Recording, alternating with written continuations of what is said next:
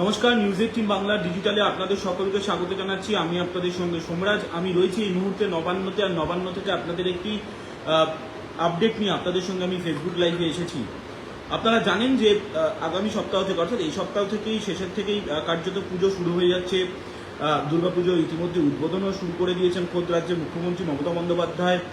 ফলত কলকাতা জুড়ে এখন গোটাটাই দুর্গাপুজো রব। আর সেই জায়গা থেকেই যাতে দুর্গাপুজোর সময় নিত্য প্রয়োজনীয় সামগ্রীর দাম বৃদ্ধি না হয়, বাজারে যাতে শাকসবজির দাম নিয়ন্ত্রণে থাকে, মাছের দাম মাংসের দাম যাতে না বাড়ে, সেই কারণে আগামীকাল রাজ্যের মুখ্যমন্ত্রী মমতা বন্দ্যোপাধ্যায়ের নির্দেশে উচ্চ পর্যায়ের বৈঠক ডাকলেন রাজ্যের মুখ্য সচিব মনোজ পান্ত, যেটা নিঃসন্দেহে গুরুত্বপূর্ণ। তার কারণ আপনারা জানেন যে সাম্প্রতিক সময় কিছুটা হলেও শাকসবজির দাম বেড়ে গেছিল এবং তারপরে রাজ্যের তরফে বারবার বৈঠক করে সেই দাম নিয়ন্ত্রণের চেষ্টা করা হয়। আলুর দাম বেড়েছিল, পেঁয়াজের দাম বেড়েছিল, কিন্তু তারপরে বারবার বৈঠক করে সেই দাম নিয়ন্ত্রণের চেষ্টা করা হয়েছিল। আর এবারও পুজোর সময় যাতে দাম নিয়ন্ত্রণে থাকে, শাকসবজির দাম না বাড়ে, কারণ ইতিমধ্যেই আপনারা যারা বাজারে যাচ্ছেন তারা দেখছেন দাম যথেষ্ট নিয়ন্ত্রণে আছে। বিশেষ করে আলুর দাম অনেকটাই নিয়ন্ত্রণে, পেঁয়াজের দাম নিয়ন্ত্রণে হলেও কিছু কিছু ক্ষেত্রে পেঁয়াজের দাম বাড়ছে, বেগুনের দাম বাড়ছে, কাঁচা লঙ্কার দাম বাড়ছে।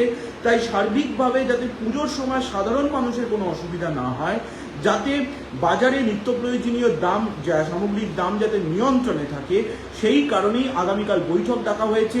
রাজ্যের মুখ্য সচিব মনোজ পান্ত এই বৈঠক করবেন, বিভিন্ন জেলাশাসকদের নিয়ে টাস্ক ফোর্সের সদস্যদের থাকবেন, তারা উপস্থিত থাকবেন। বিভিন্ন জেলায় বাজারে কোন জিনিসের কি দাম রয়েছে তা নিয়ে রিপোর্ট নেবেন রাজ্যের মুখ্য সচিব। তার সঙ্গে রাজ্য সরকারের তরফে কী কী পরামর্শ রয়েছে তা নিয়ে গুরুত্বপূর্ণ নির্দেশ দেওয়া হতে পারে। মনে করা হচ্ছে যাতে পুজোর সময় যাতে টাস্ক ফোর্সের অভিযান চলে, সেক্ষেত্রেও বেশ কিছু গুরুত্বপূর্ণ নির্দেশ দেবেন রাজ্যের মুখ্য সচিব।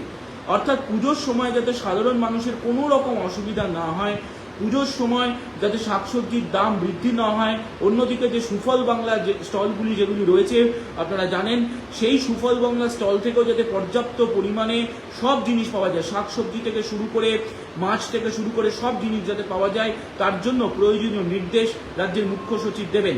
ফলত আগামীকালকে যে উচ্চ পর্যায়ের বৈঠক, পুজোর আগে দ্রব্যমূল্য বৃদ্ধির দাম নিয়ন্ত্রণ করতে, তা নিঃসন্দেহে গুরুত্বপূর্ণ বৈঠক হতে চলেছে।